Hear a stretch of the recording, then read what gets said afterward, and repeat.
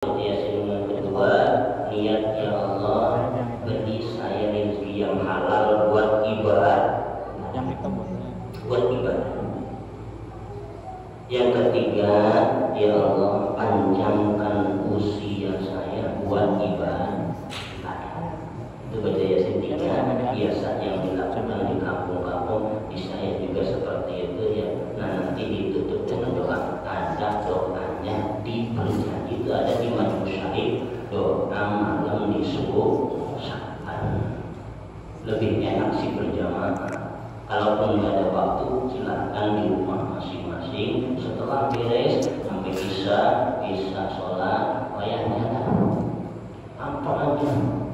Pikir mau beri jalan, mau beri duduk, mau baca Fatihah, mau baca sholawat, mau istighfar terus.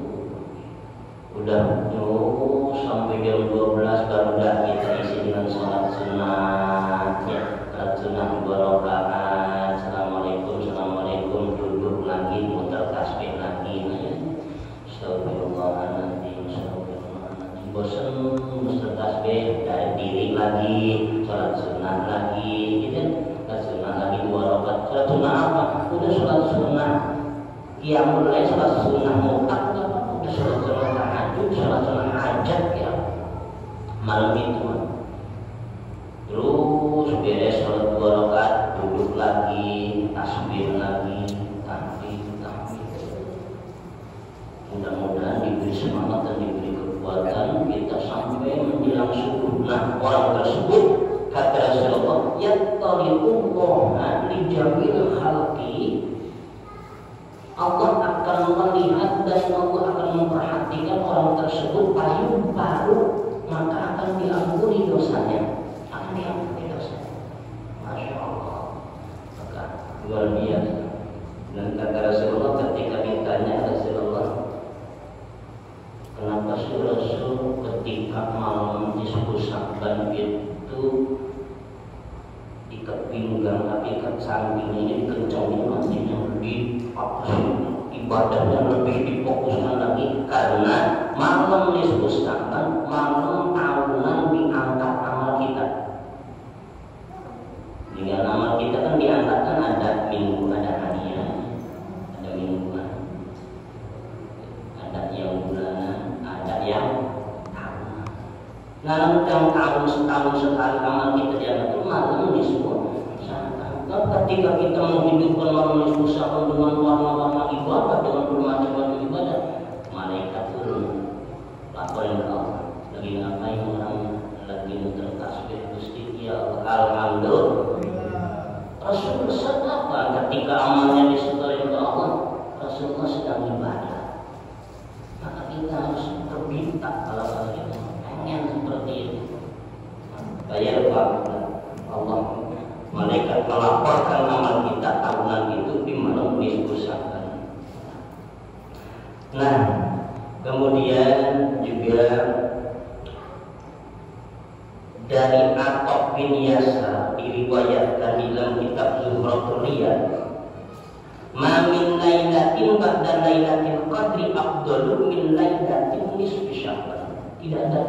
Tidak ada malam yang paling mulia setelah malam Lailatul Qadar, kecuali malam nisfu. Jadi kalau peringkat malam itu paling utama nomor 1 Lailatul Qadar. Khairun min alfi syahrin tanazzalul malaikatu war-ruh fiha bi'izni rabbihim. Nah, kedua peringkatnya Lailatul Nisfi Sya'ban. Masya Allah. Maka malam yang mulia setelah malam Lailatul Qadar nggak ada lagi malam Lailatul Nisfi Sya'ban. Masyaallah muslimin jamaah rahimakumullah. Kemudian apa yang harus kita perhatikan di bulan Sya'ban ini?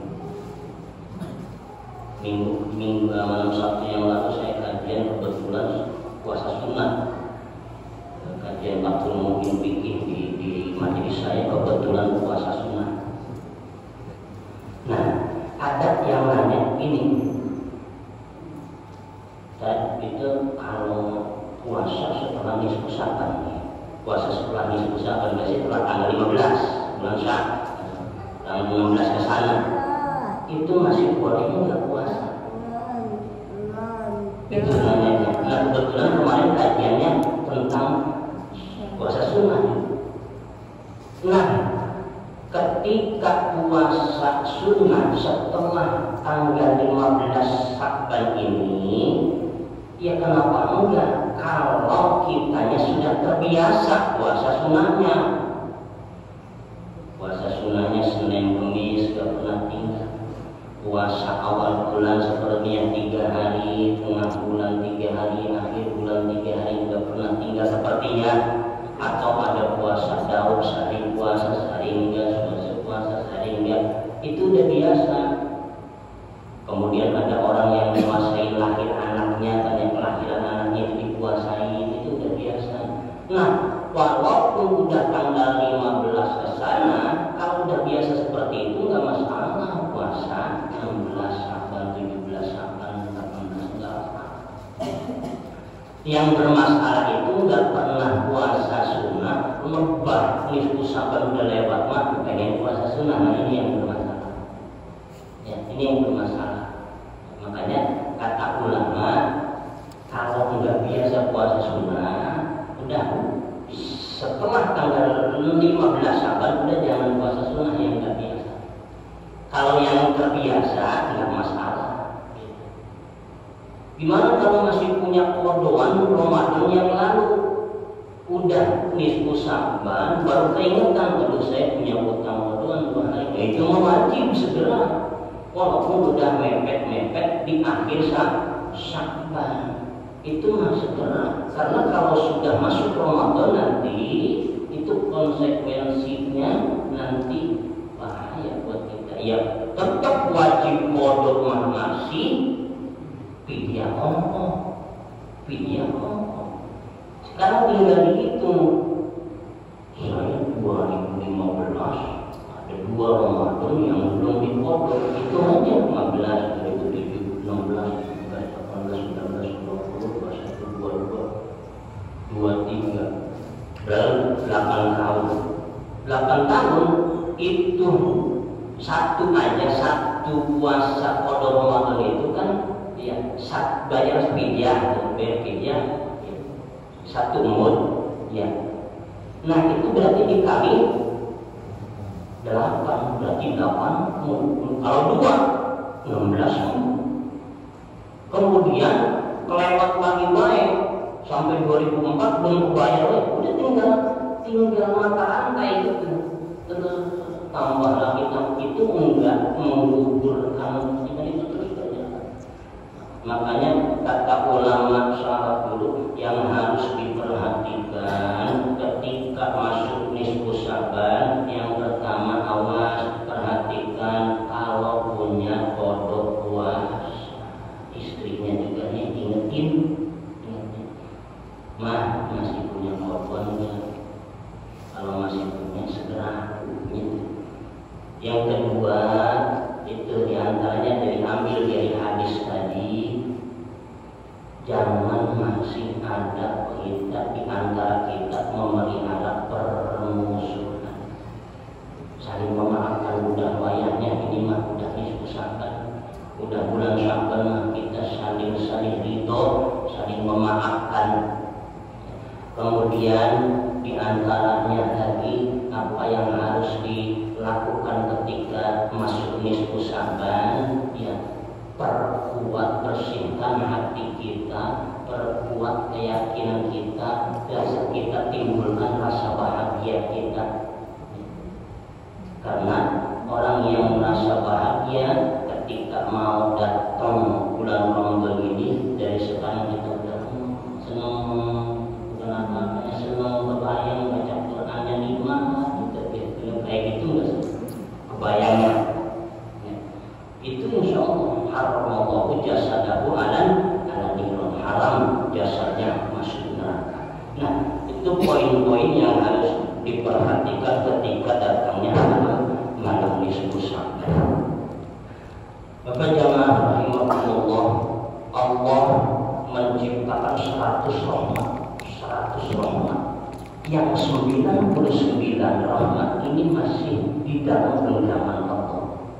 cuma satu rahmat Allah turunkan di dunia.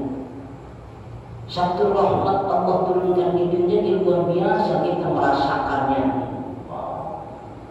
Nanti ketika kita menjadi ahli surga, rahmat itu buat milik kita semua. Alhamdulillah. Makanya jadilah orang yang insya Allah jangan sampai memutuskan rahmat al-abidul mu'min al-jahilul mu'min afdalu minal abidin al-jahilul roji afdalu minal abidil mu'min. Orang yang bodoh yang terus mengharap rahmat Allah itu lebih cakep ketimbang orang yang ahli ibadah memutuskan rahmat Allah.